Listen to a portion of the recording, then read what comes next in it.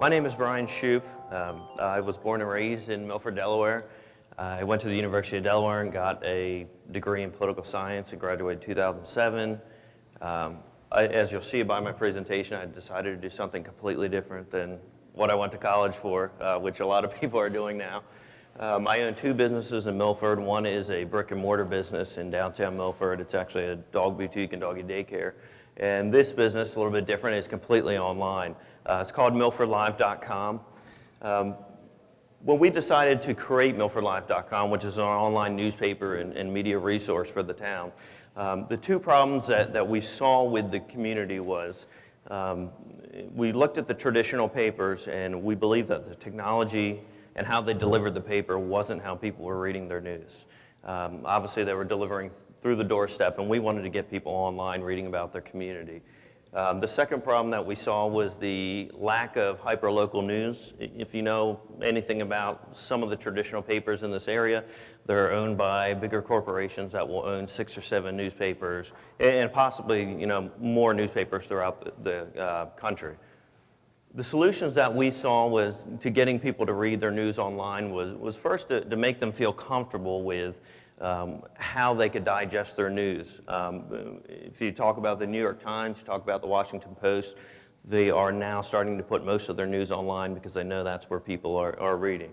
What we wanted to do and why we decided to not only do a website, but I'll show you in a second, our online newspaper, was we felt that going to a website for your news, especially in a small town like Milford where you may not have done that before, it can be very confusing. You see 30 different posts online, they're all kind of bombarding you at the same moment, don't know which one happened when, there's no chronological order.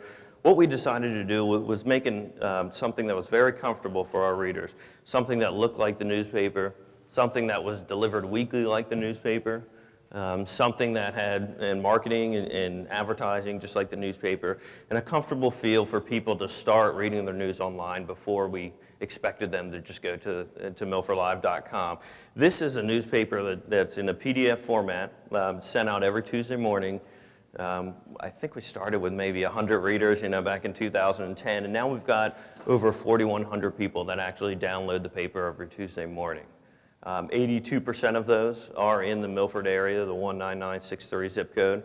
As you can see, it looks very familiar to what you're used to with your traditional paper. The marketing is the same. What we've really done, other than this delivery service in the town, is really try to highlight everything that's going on in the Milford community. As I said, being from Milford, Delaware, my business partner, David Burris, is also born and raised in Milford, Delaware. We try to pack as much news as going on in Milford and try to connect, the businesses, the organizations, the individuals together. And that is really a big part of our business is connecting the community, make sure they know what's going on in real time. In addition to the Milford Review, which is our online newspaper that's delivered every Tuesday, we also have our website, MilfordLive.com, which archives the news. So the news will come out first in their online paper. And if they have any questions, obviously they can go back to our website and now till the end of time can see what's going on, whether it's politics or culture or food or education. We also, we know that people digest their news differently nowadays. It's not just the traditional paper. It's not just turning on the radio. It's not just, a website. There's a lot of people who read their news via social media, and a lot of people that, that may be the only thing that they get their news from. So we developed Facebook and Twitter as well for MilfordLive.com. And this is really a way for, as you can see, the newspaper is also put up on our website and on our Facebook and Twitter every Tuesday morning. But as you can see, throughout the week, we will actually go and put up the individual articles. And that is really to give our residents another chance to see the news separately. Again, it doesn't matter if it's business or education or politics. Some people only digest their news through social media, so we want to reach that crowd. We've got over 3,200 followers right now, which is the largest Facebook of any Milford business. Some people just like to go to the website and get their news throughout the week. Some people only get their email every Tuesday morning and read it through there. So we wanted to make as many vehicles as possible and as many, delivery methods as possible for people. We have seen a growth in 2010. As I told you, we started with a very small list. As I said, the Milford Review, over 4,100 people are downloading the review every Tuesday. We've got over 11,000 unique visitors a month on milfordlive.com and over 3,200 followers on Facebook and Twitter. The really neat thing that we have seen as a change in the news industry is it used to be that the news would tell you when they want to tell you what's going on in your community, whether that was international, national, or local level. Now the individual has actually been able to be part of that news feed and has been able to deliver the news themselves through social media. As you can see, this post that we put up this morning, already 57 people like it. We've already have comments about this local business. This social media and this interaction online has really allowed our customers to be part of the news feed. When we started out, we were, out there trying to get as much news as possible, and now, we just sit back and people will, either Facebook or email, they'll deliver us, hey, did you know this organization is, having a food drive, or do you know this business is starting up in town? So it really allows, our readers to be active in their community.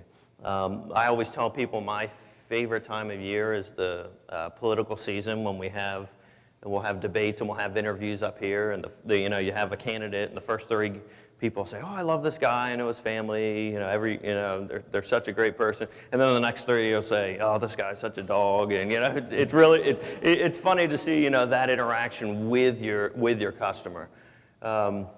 Again, really, as I said before, the problems that we saw with the old model of news was the technology and delivery method, which we have solved by giving our readers the news through email, through our website, and through social media vehicles. And the second was the lack of hyperlocal news. And we hope that we're providing everything that happens in the week for Milford residents to go and see what's going on. Thank you. Great presentation. Are there any questions for Bryan?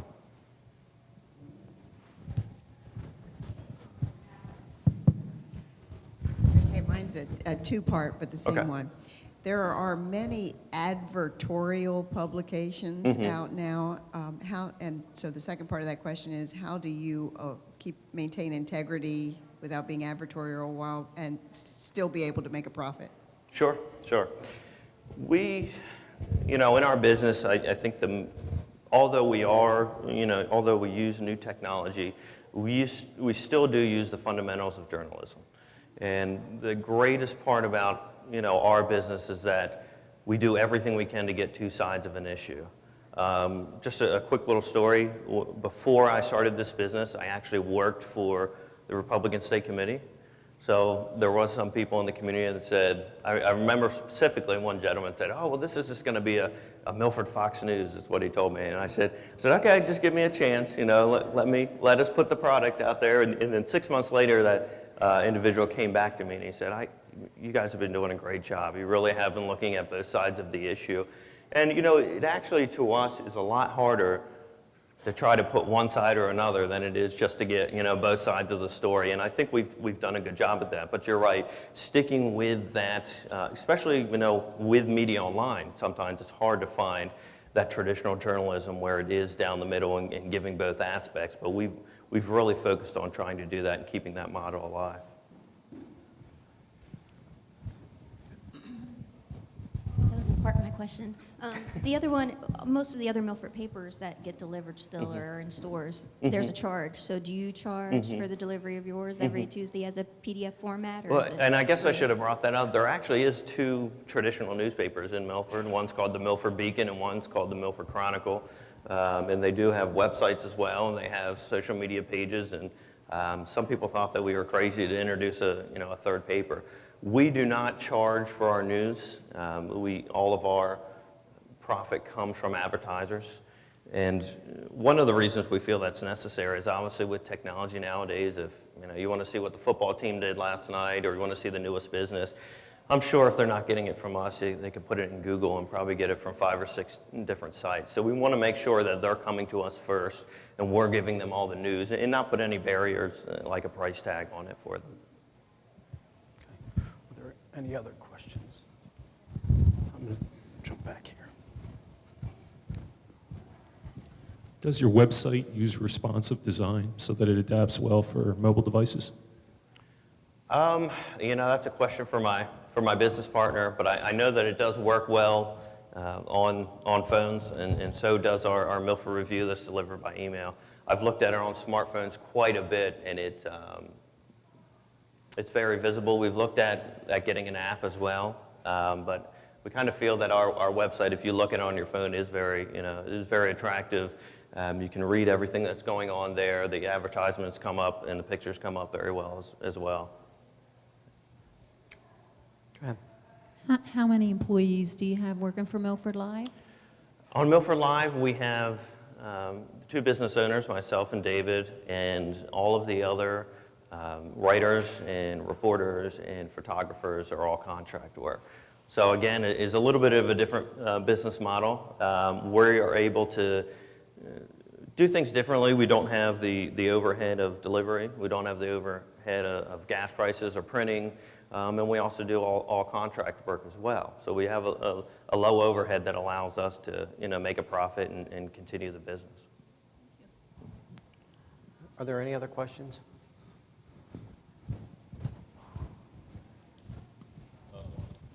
How are you measuring your growth? Mm-hmm. I know you've mentioned the number of hits and websites, et cetera, but overall, how do you measure your growth, and where do you see yourself in a couple of years? Sure. There's a few ways that we do that. First, as you mentioned, is how many people are downloading the paper, how many people are coming to the website, how many people are coming to social media. Another big one is how many advertisers do we have? How much money are we making? At the end of the day, yes, this is a free news for people, but at the end of the day, it's a business, and we want to make sure that we're having more advertisers on board. We started with 5 advertisers. I want to say that probably all of them were just in to support us at first, before we got up and running. And now we have about 35 advertisers between the review and online. So that probably to us is what is more real to us as far as calculating our growth.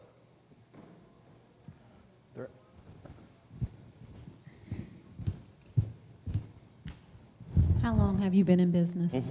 We started in 2010, and again, I think we had probably 5 advertisers, 100 readers. You can actually go on the website and look at all of the old Milford reviews, all of the old emails. I look back at those papers now and I just laugh because they're completely different.